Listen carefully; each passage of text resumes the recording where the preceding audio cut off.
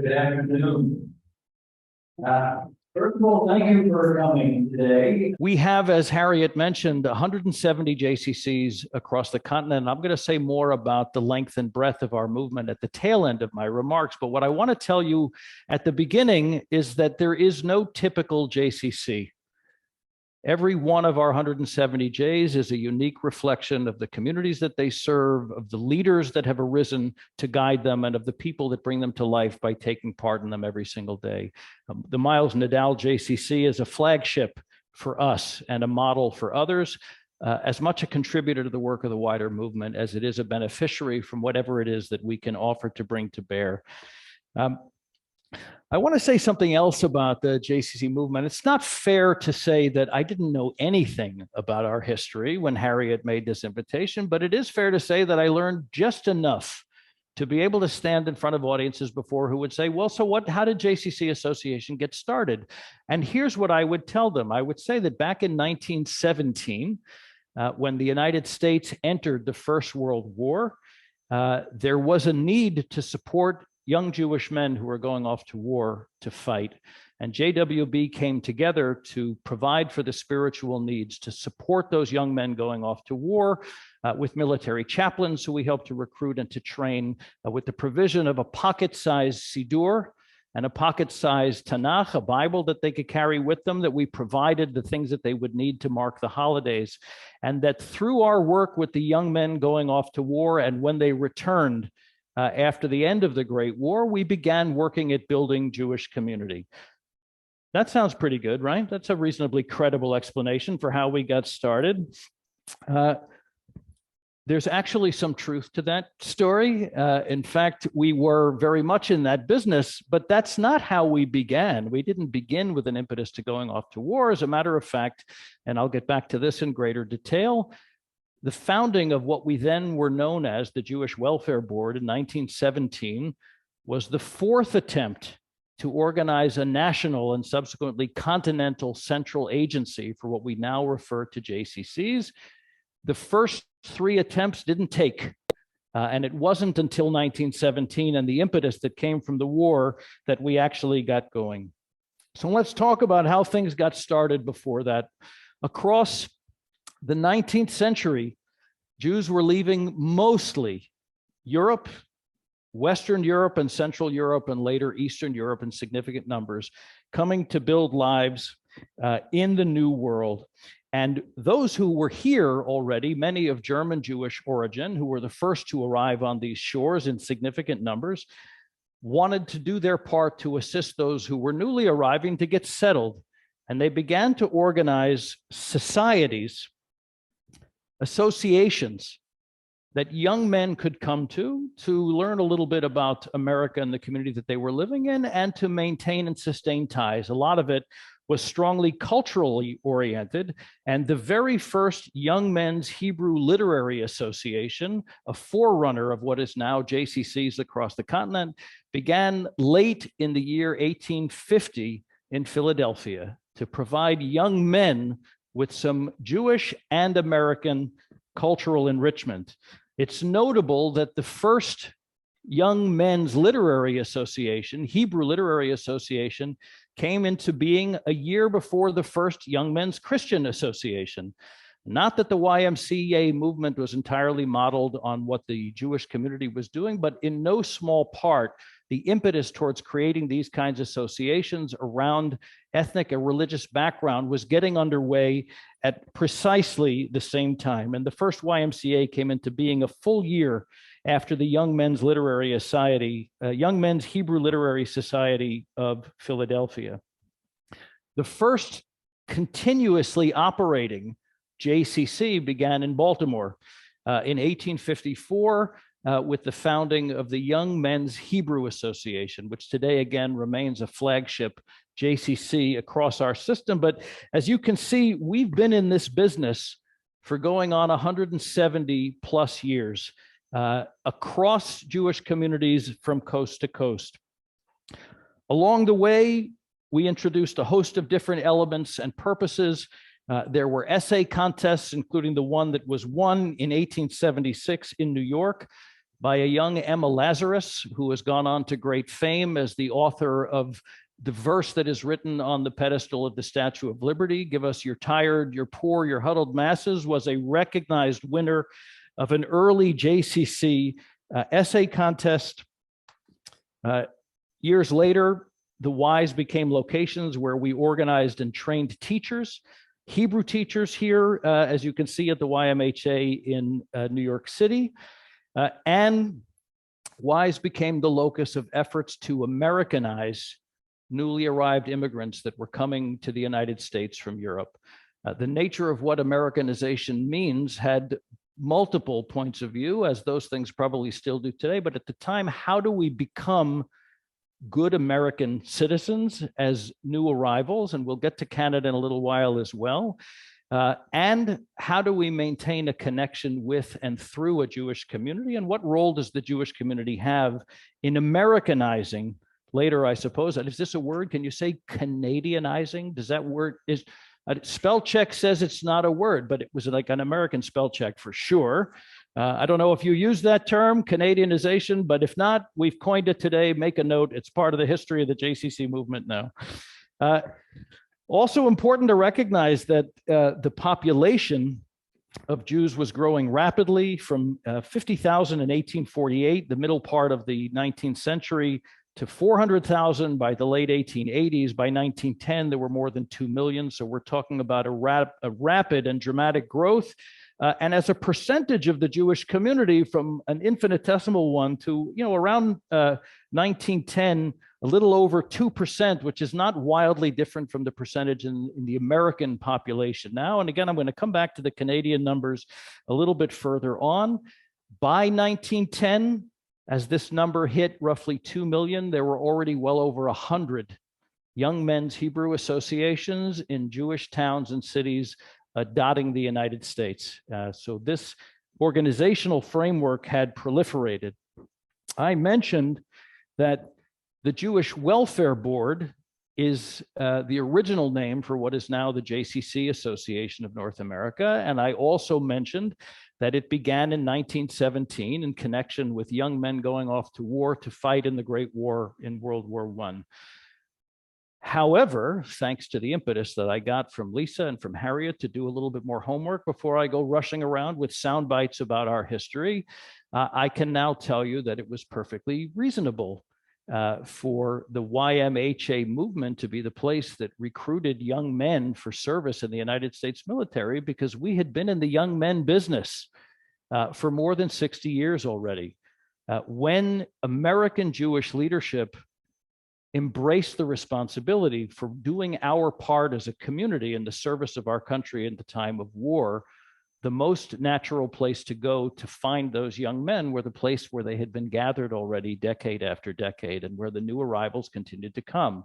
And so it was that the great leadership of the American Jewish community turned to the YMHAs as the obvious location for finding, engaging, recruiting, and subsequently supporting these young men.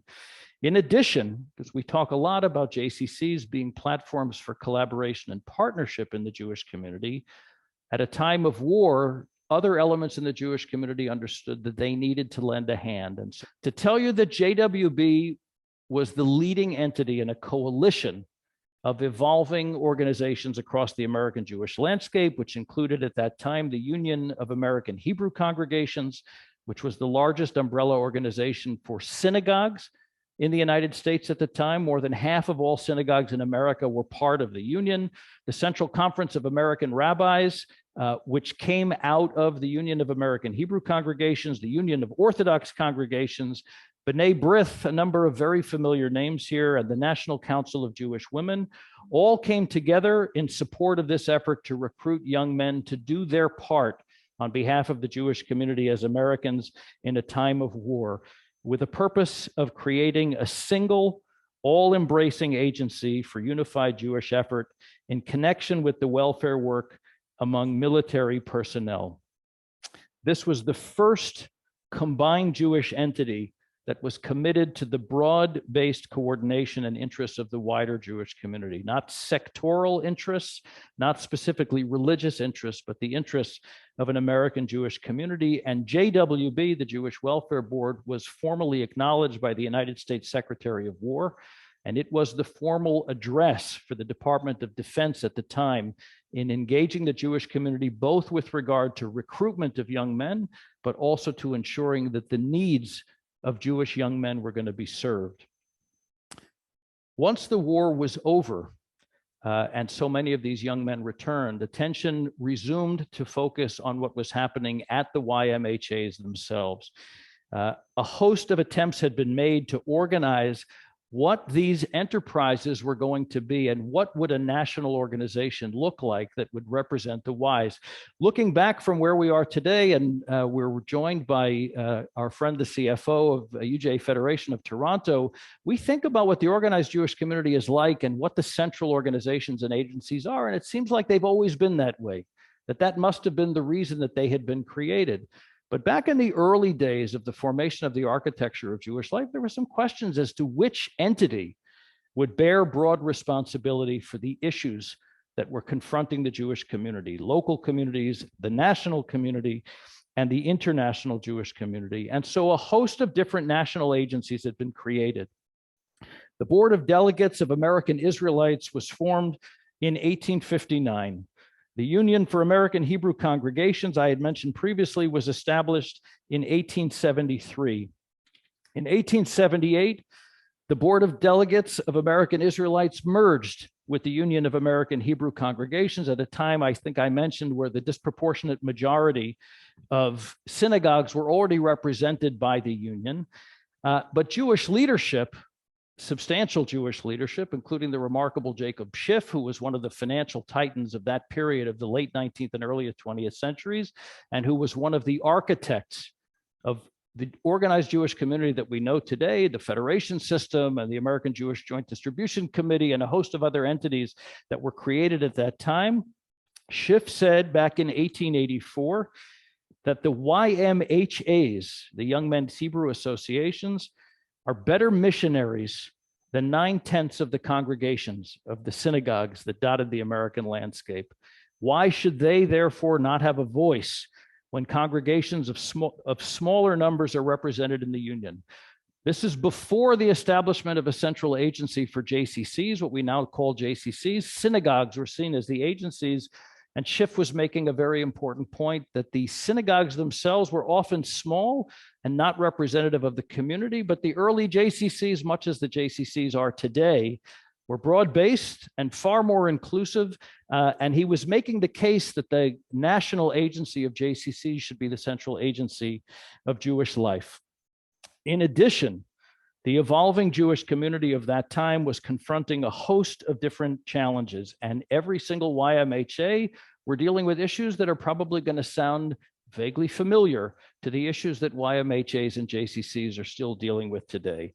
Already by 1875, they were engaging in legislative questions about the provision for membership for people from outside the Jewish community. Already in 1880, they were engaging in questions about the role and place of women in the JCC or YMHA community. 1888 saw the inauguration of the first women auxiliaries of Young Men's Hebrew Associations, and not long thereafter, many of the JCCs got involved in evolving the settlement work for newly arriving immigrants. Settlement houses were not a specifically Jewish enterprise, but rather were organized in communities across the country, sometimes municipally and sometimes with the support of funders and philanthropists. A typical settlement house was founded and run by women, typically in industrial centers or industrial cities across the landscape. And settlement houses offered social, educational, and welfare services to migrants and impoverished local members of the community, and almost in every instance provided housing, a flop house or a temporary location for people to stay until they were more on their feet. Jewish settlement houses, which sprang up around the broader settlement house efforts, were different. in the following regards. First of all, they began in New York and in Philadelphia. They almost never had residential capability. People were not intended to live there. They were seen as institutions, but not expanded homes. They were founded and supported entirely by the local Jewish community. And they saw it as a mission to Americanize either new arrivals or those that were hanging on to the lowest rungs of the community ladder. Their focus was educational rather than social service, and it was outward facing rather than housing and inward facing. In addition to being called Young Men's Hebrew Associations and Young Men's Literary Societies, there were other names that popped up in different communities, names like Jewish Educational Alliance, the Hebrew Institute, the Jewish Educational Institute. In some cases, JCCs today in 2023 retain the names that they took in the late 1800s. In Jacksonville, Florida, for example, we have a Jewish Educational Alliance that has retained a name that it has carried long before most had switched to become either Young Men's Hebrew Associations, much less further down the road, JCCs. Notably, for many years, many of these institutions were wrestling with the question about how Jewish they wanted to be and whether or not being increasingly Jewish was a motivation and an aspiration, or was something that was to be minimized as we tried to blend in our new immigrants to be more American. And again, in time, and it wasn't until some years later that the movement began to grow in Canada as well, to be more American or to be more Canadian as the aspiration, and not necessarily to be reflective of being more Jewish. And yet, there were also voices that were saying exactly the opposite, that to be a great American and ultimately to be a great Canadian was to proudly bear a reflection of who we are as members of a Jewish community and of the Jewish people. The first independent YMHA, Young Women's Hebrew Association, was founded in 1902 in New York City. Bella Unterberg, pictured here, became the executive director. The JCC was housed, that YMHA was housed in the Unterberg family home that was donated for this purpose. And she served as its senior executive until 1929. So for 26 years, the first YMHA was headed by a woman senior executive, and she was a pioneer. The intervening period saw her serving on a host of boards of major national Jewish organizations as the most accomplished female women's Jewish professional of her day. The ensuing years saw a continued engagement with the question of what the evolution of JCCs and the JCC movement were going to be, and the names, the Jewish leaders' names who were involved in the work of our movement at that time were a who's who of the most prominent people in Jewish life. Cyrus Adler, who was chancellor of the Jewish Theological Seminary and president of the American Jewish Historical Society. Dr. Judah Magnus, who was a prominent rabbinical leader and went on to become the first president of the Hebrew University at its founding in 1925 in Jerusalem. Julius Rosenwald out of Chicago, who was the founder of Sears Roebuck and went on to be a champion of a host of social causes within and well beyond the Jewish community. Dr. Solomon Schechter, who is a familiar name for those of you who know the day school world, but would not necessarily have known that he was the founder of the United Synagogue for Conservative Jewry, which is the reason why his name adorns day schools of that movement. Felix Warburg, of a great German Jewish banking family, and was at the point of the establishment of the American Jewish Joint Distribution Committee to provide relief to a beleaguered Jewish world around the time of the First World War. And Louis Marshall from Syracuse, New York, the founder of the American Jewish Committee. Marshall also donated his family home to become the JCC of Syracuse after his lifetime. And Marshall at the time said that unless our educational institutions shall create for themselves a Jewish atmosphere and a distinctly Jewish tendency, they have no reason whatsoever for existing. It is only the presence of such a tendency that makes them Jewish, not the fact that they are constructed with funds drawn from Jews, that they are officered by Jews, or that Jews alone support them, or that Jews alone are their beneficiaries. Rather, there has to be a fundamental Jewish character to validate the express purpose for which that they were created. And his was an incredibly powerful voice. The wave of immigration that came to the United States and increasingly to Canada ended largely at the advent of the First World War. First of all, it became impossible to travel in Europe under the days of the war, and so people stopped moving. And not long thereafter, the United States Congress enacted legislation that essentially ended the period of open border immigration. And so the American Jewish community stabilized relative to its numbers. And when the war was over and populations began to move again, places like Canada and communities across Central and Latin America began to absorb increasing numbers of formerly European Jews. That was also a time of growing immigration to what was then Palestine in the decades preceding the establishment of the State of Israel.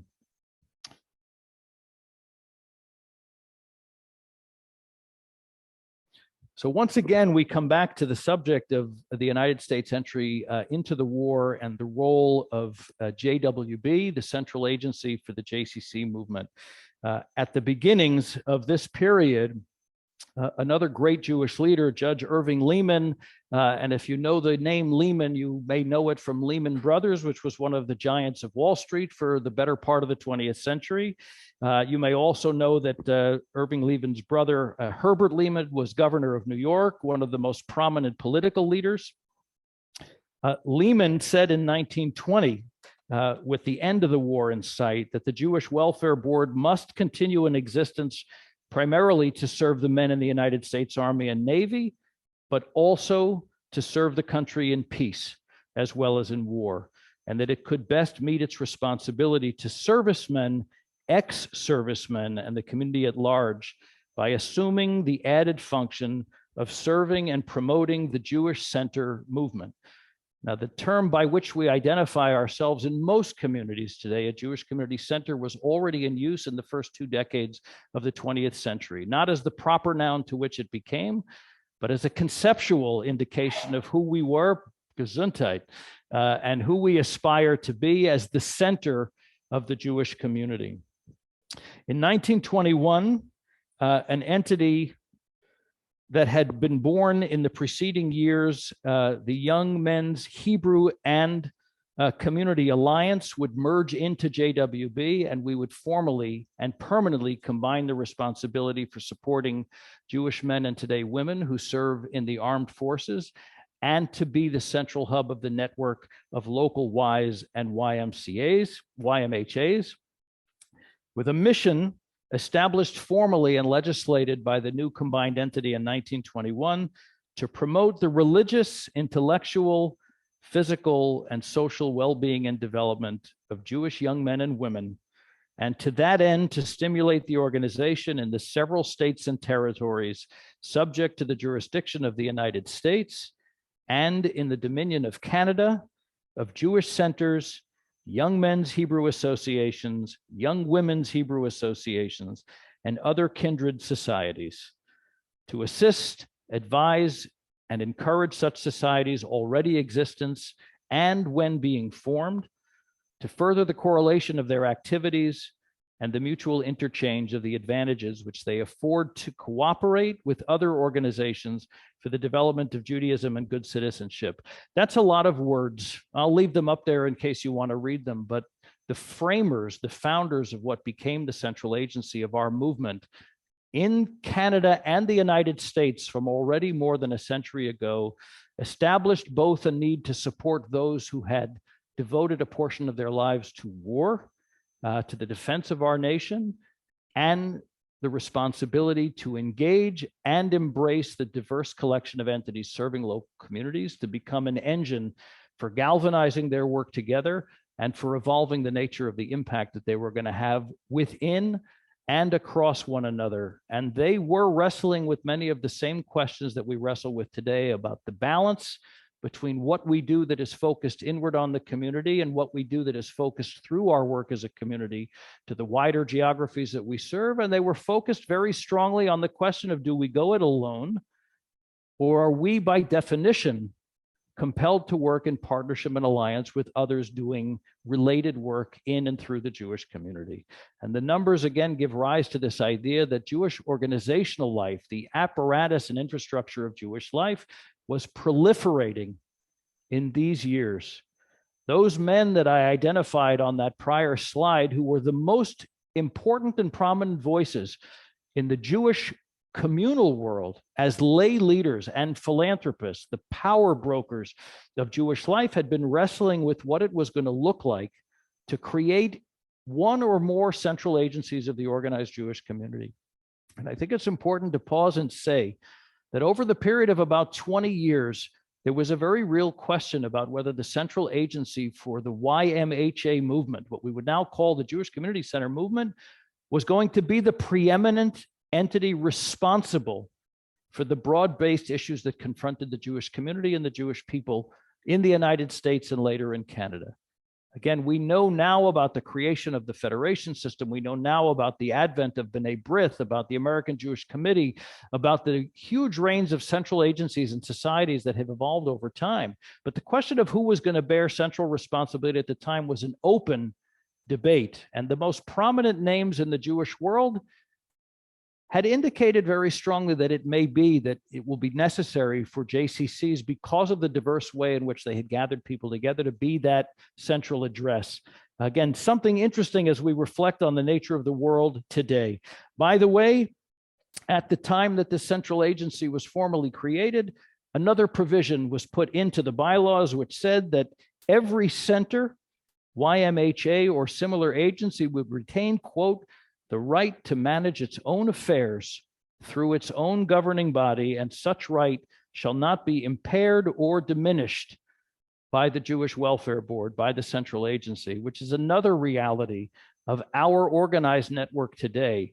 Though I have the good fortune to sit at the senior position of the central agency for the North American JCC movement, we have no direct authority or oversight of any individual JCC. We are a voluntary association.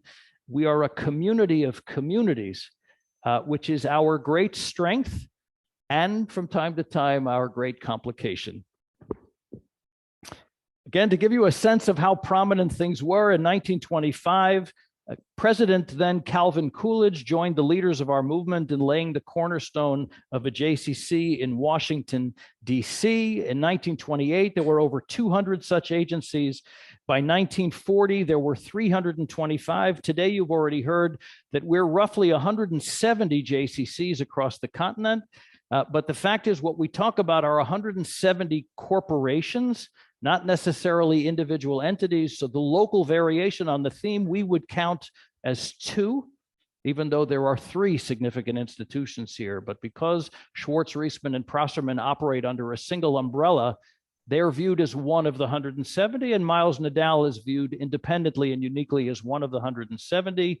Places like Chicago, we have 7 JCCs under a single roof. So the actual number of institutions that we work and operate as a field are something like 350 today. Again, not wildly different from where we were in the middle of the 20th century.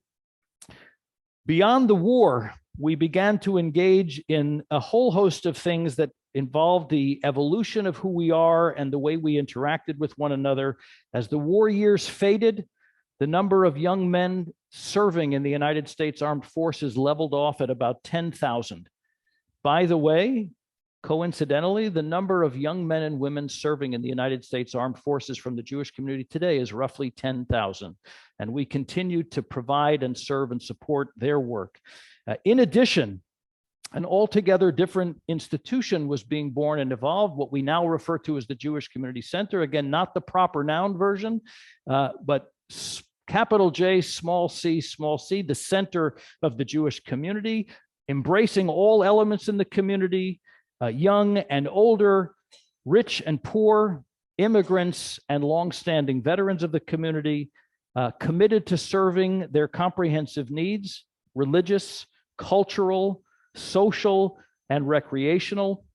The remarkable Mordechai Kaplan, who was also a leader in mainstream rabbinic Judaism, but is largely renowned now for having gone on to have founded the Reconstructionist movement in the Jewish community, wrote a remarkable book called Judaism as Civilization. And in it, many would describe the vision that he had as a blueprint for the work of Jewish community centers. He believed that for Jews to thrive in modern times, especially then in the United States, it was necessary for them to reconstruct their lives on the cultural foundation of a historic peoplehood, less on a religious basis, but an understanding that our religious traditions were an outgrowth of the national basis of the Jewish people, that Judaism was not simply religion, but civilization in which religion has a part to play, but is not the entirety of the story. If you find yourself with nothing to do and 30 or 40 hours of time on your hands, you should grab the book by Mordechai Kaplan, Judaism as Civilization. It literally is a blueprint for the work of our field all these decades later. Other elements that continue to develop that look very familiar to us today: the first summer camp was established in 1932, was a day camp. In 1935, the JCC Movement organized the American team to take part in the first international Maccabiyah. This was the Jewish People's Olympic Games, which still to this day takes place every 4 years, hosted in Israel. It is, after the Olympics themselves, the largest international athletic competition in the world. But you'll note the timing in the middle of the 1930s, on the cusp of the Berlin Olympics, in which Jews were not welcome, celebrated, or able to make easy participation. The games were formed, and it was our movement that organized the first American delegation. Not long thereafter, we went on to lead the fight against the United States participation in the Berlin Olympics as a protest against the growing Nazi regime of Adolf Hitler. Of course, when the Second World War began, JWB was primed and ready to serve once again as the central point for engaging Jewish young men in the need for recruiting and proceeding into the war, and everything related to the war as a result of the infrastructure we had already built. So over the course of the war, in addition to the continuing work that we did, we became a founding partner in the USO, which sent mainstream entertainment figures to provide distraction to the troops in between their times in battle. By the end of the war in 1945, JWB and its emissaries, the chaplains we had recruited and the young men that we supported, could be found in 5 continents, in 588 communities around the world, 203 USO operations with which we had been directly engaged. There were over 300 Jewish chaplains serving in active duty military service in the armed forces. And I think those of us who have been mindful of the history of the 20th century, that at the end of the war, the surviving remnant of the Jewish people were found in displaced persons camps all across Europe. It was those Jewish military chaplains that were the first spiritual leaders on the scene, able to offer some sustenance as we began to imagine how to recover from the worst calamity in our history. Yes, ma'am.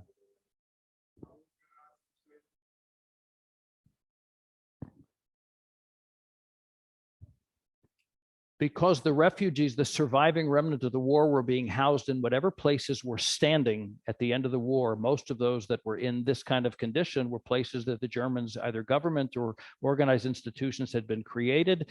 The people needed immediate relief. So before they had a chance to redecorate, they simply brought what was necessary to begin to serve the resumption of Jewish engagement for a devastated survivor population.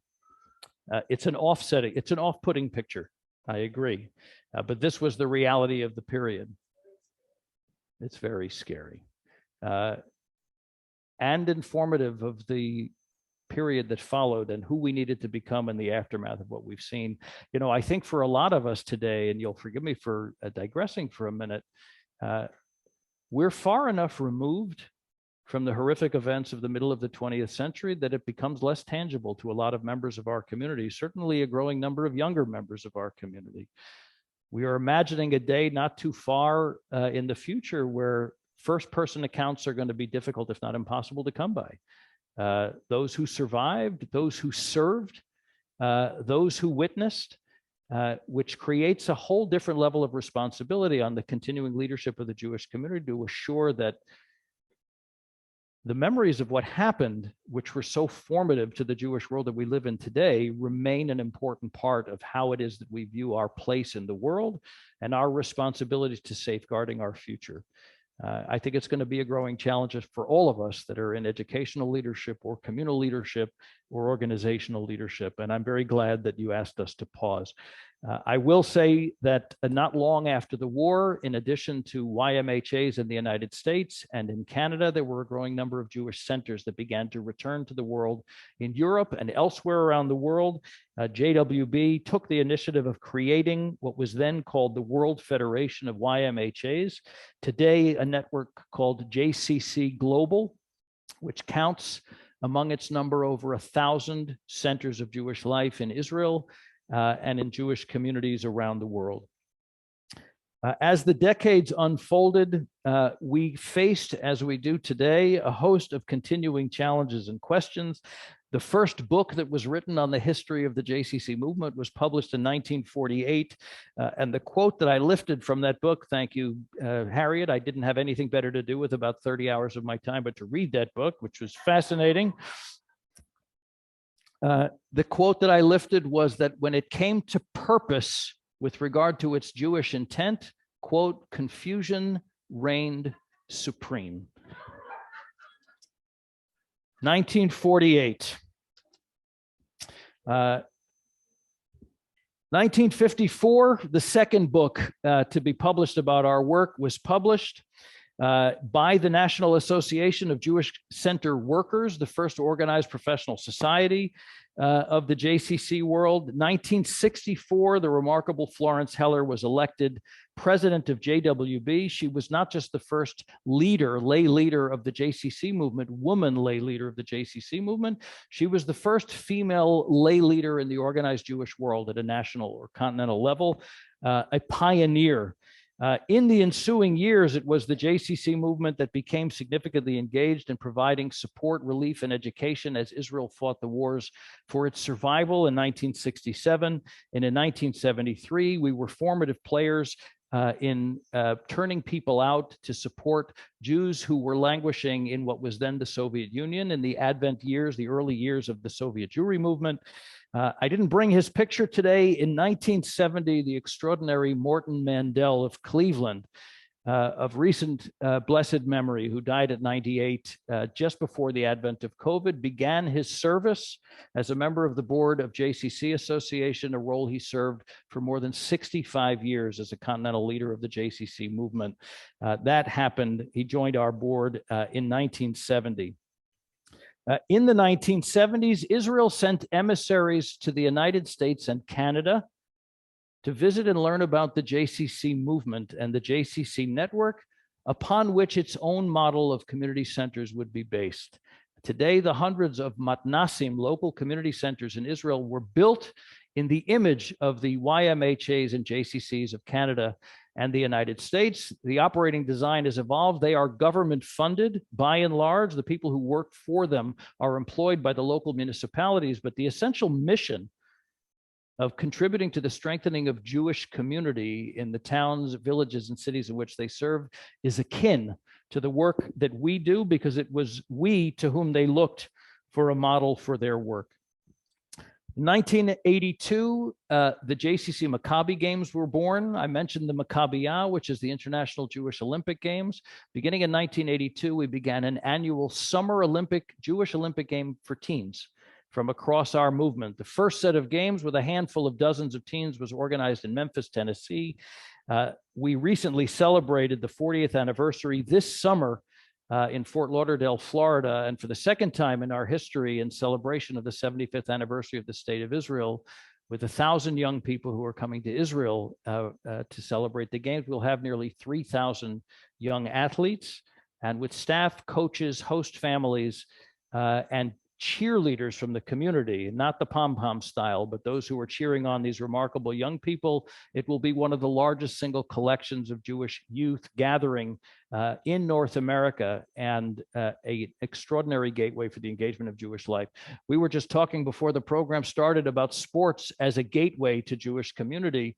One of the telling statistics of our work in the JCC Maccabi games is that more than 60% of the kids who participate for the first time as teen athletes were previously uninvolved in Jewish life and Jewish community. The overwhelming majority of them begin a connection with their peers and their communities and their JCCs as a result of their participation in the games, which they do for as long as they reasonably can.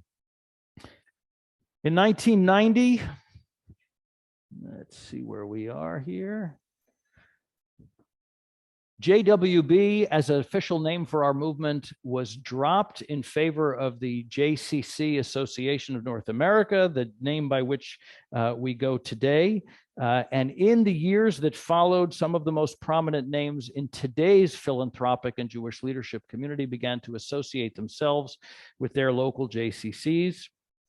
Names like Sylvan Adams in Montreal, Bronfman, Dell, Jacobs, Mandel, who I mentioned, Marcus, the founder of the Home Depot, Safra, Schusterman, Steinberg, and of course here, Nadal, the Schwartz-Reisman family, the Prosserman family. It became an inspiration for some of the most prominent names in the Jewish philanthropic world to associate themselves with the work that we do and that we have been doing in these remarkable facilities.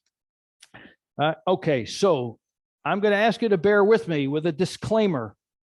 Before I talk about the history of the JCCs of Canada, I need to say two things.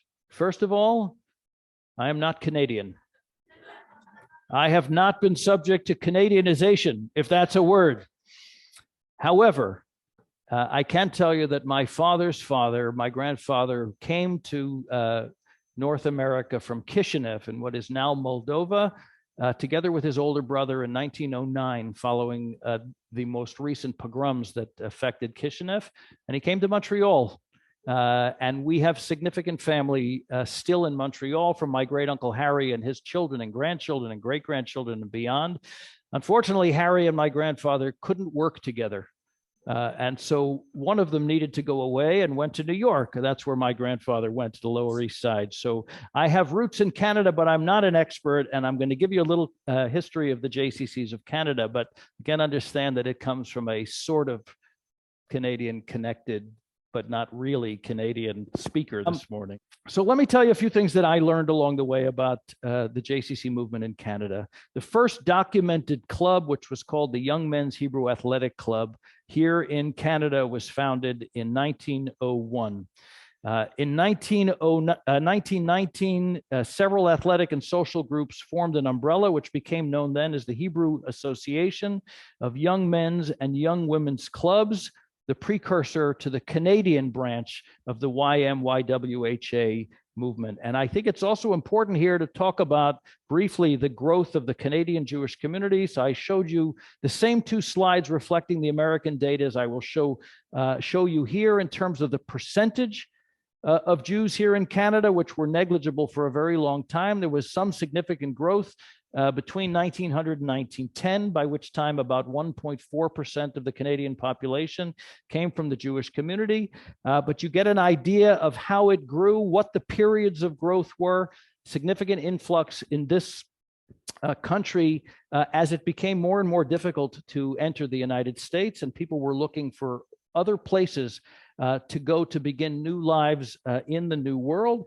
And you'll also see that the numbers have more or less leveled out, that we talk about approximately 400,000 Jews in Canada, the biggest proportion of them here in Toronto. I think the number I'm looking for clarification, about 200,000 in Toronto, and a stable 200,000, which is very impressive, something like 70,000 in Montreal, and the rest scattered across Canadian cities in the center and western part of the country. The first JCC in Toronto, established in 1930. Here we are. Augmenting Jewish life in Toronto through fitness, educational, cultural, and community-based programming. In the years that followed, the Canadian JCC movement expanded to Montreal, to Winnipeg, and Vancouver. In 1943, the National Council of YM and YWHAs of Canada was established. In 1953 was the dedication of what became known as the Bloor Street Y, which is a forerunner of the Miles Nadal JCC. 1961, the Bathurst Jewish Community Center was built. Until not too long ago, the largest and most historic continuing branch of the JCCs, recently renewed as the Prosserman JCC at a dedication not so very long ago that I was also privileged to take part in, as this community continues to build, invest, and expand. In 2000, the JCCs of Canada became the name of the central agency here north of the border. In 2003, the Bloor JCC became known as the Miles Nadal JCC.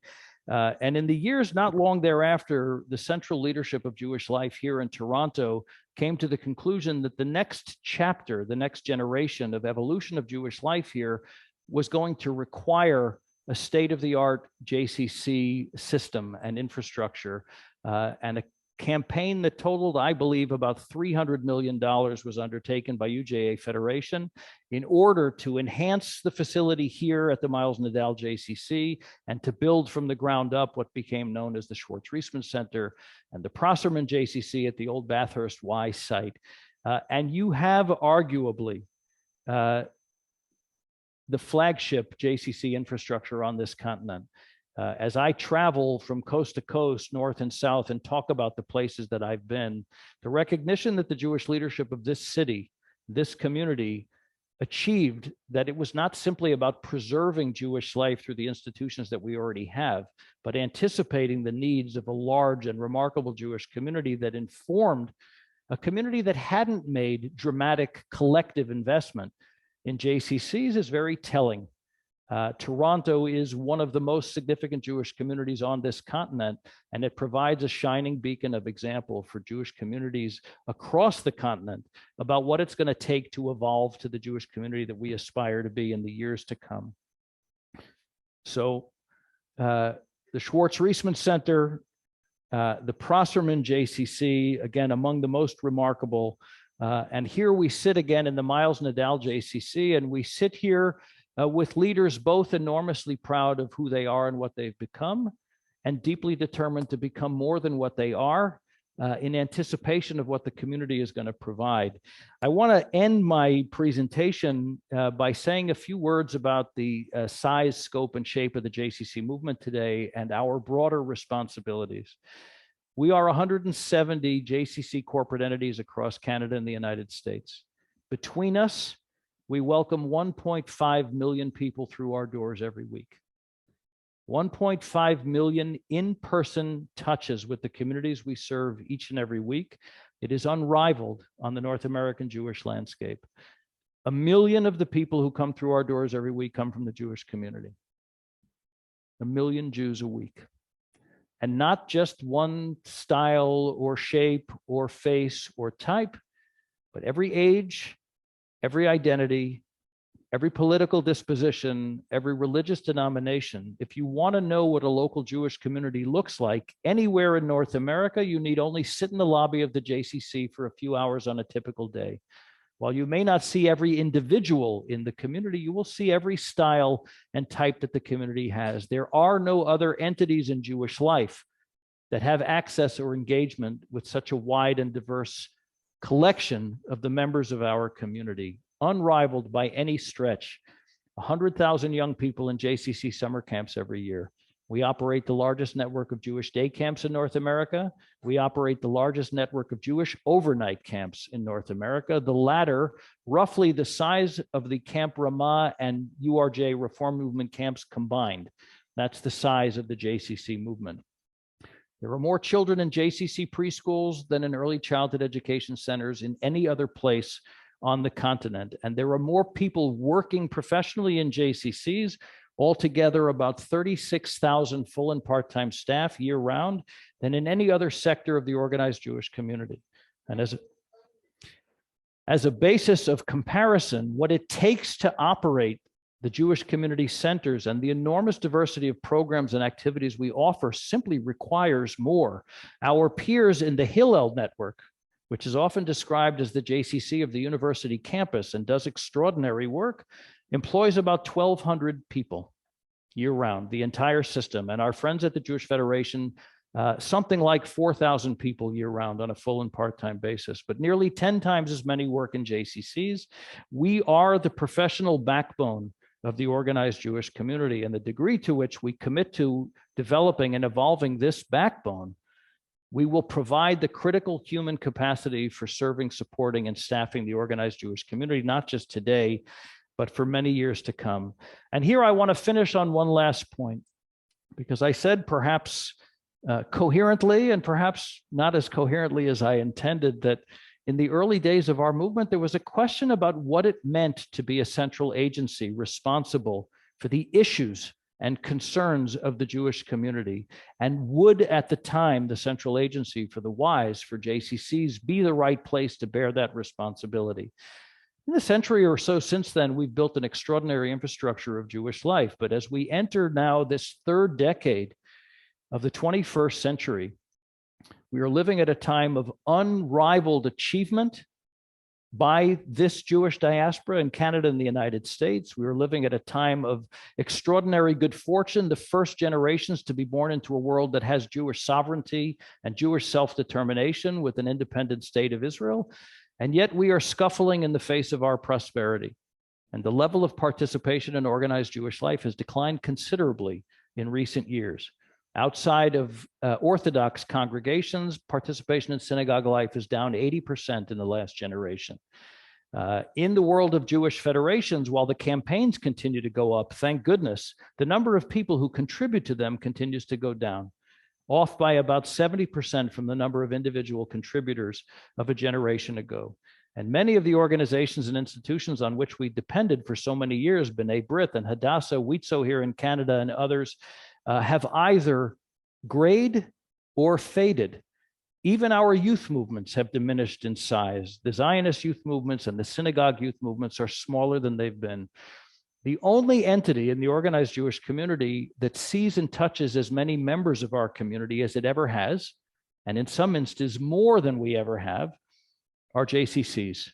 Those million Jewish touches a week are unrivaled. And if, therefore, there was a time in which it was reasonable for JCCs to say, we have a complementary role to play in Jewish life. If everybody does their part and we do ours, we'll have a robust and vibrant Jewish community. It's no longer sufficient to say that today. While there is room for leadership from every sector of the Jewish community, if we have the privilege of gathering the largest numbers in our community together under one roof, then we have larger responsibility for being an engine for contributing to the greater strength of the Jewish communities that we serve, to contributing to the greater strength of the institutions around us that may be not doing as well as they used to be, to contribute to the thinking and strategy with our partners at federations and with great philanthropy, not simply to sustain the Jewish community that we have, but to author the Jewish community that we want. I made the argument to a group of senior staff earlier today that I believe we are living at the high point of Jewish history in the last 2,000 years, that we as a Jewish people have never been so accomplished and successful in the diaspora as we are here, and certainly never at a time where we also enjoyed sovereignty, and therefore were not at the mercy of wherever we happen to be for our very survival.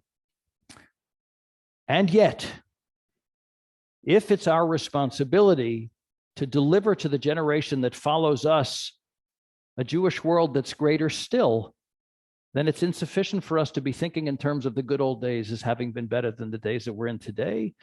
We have to provide inspired leadership for the great days that are yet to come. So I appreciate your indulgence and your time. Thank you very much.